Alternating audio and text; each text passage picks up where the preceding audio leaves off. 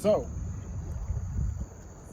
the pitfalls of self-awareness come about when we don't govern ourselves. If I'm disassociated from the sensations in my body, my emotions are simple. My thought life is relatively, I might be triggered a lot, might be hypervigilant, some different things. But things, relatively are a certain way. There's not a lot of change in the system, right? But if I'm always really aware of my emotions and the way that my emotions are affecting me, or the way I feel about things, and I'm communicating my emotions, but I think that my emotions are me, or I can confuse my emotions with wisdom, like my emotions should govern my expectation of the reality, right? My emotions and reality should line up, is a good way to suffer for a long time, right? When we look at emotions, they're an aspect, they're a communication vehicle, they're many things. They're some of the fruit of life, right? But they're not governors.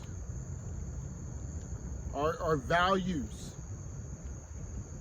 our self-discipline, our individuation. I just got that. These should be our governors. Our governors. Because, I was thinking like, it's like our passions that cause us to go way too far, do something. And there's if your passions and your values are congruent, my there's brother, no you governor are a bold on that. man. Yeah. If you can bring your passion in line with if it's all in line, if it's all in harmony, with your what? Step back. You know what I mean? Don't be in no the way doubt, dude. I could only imagine. Yeah, but that's a whole thing. 100%. 100%. Yeah. But if my emotions, I can see, are boss, right? Well, those things, dude. aren't they partially affected by my diet? Yeah. Would I eat a hot dog and I got to be a different man today? Not for me. Yeah. This is also where hard things come into play. Sometimes life can be hard. Sometimes our relationships or different stressors can be very difficult, right? And if my emotional experiences are the hardest thing I'm going through, then that has a hold on me by proxy, right? Yeah. And it inflates it. It makes it bigger than me, maybe, or at least the biggest thing I'm dealing with, right? How do you delegate it? I find a harder thing, and I do it for longer, or long enough that the intensity matches the experience in my life, so that I can return to that difficult thing I'm facing and be the man of integrity and values I want to be in the moment. Right?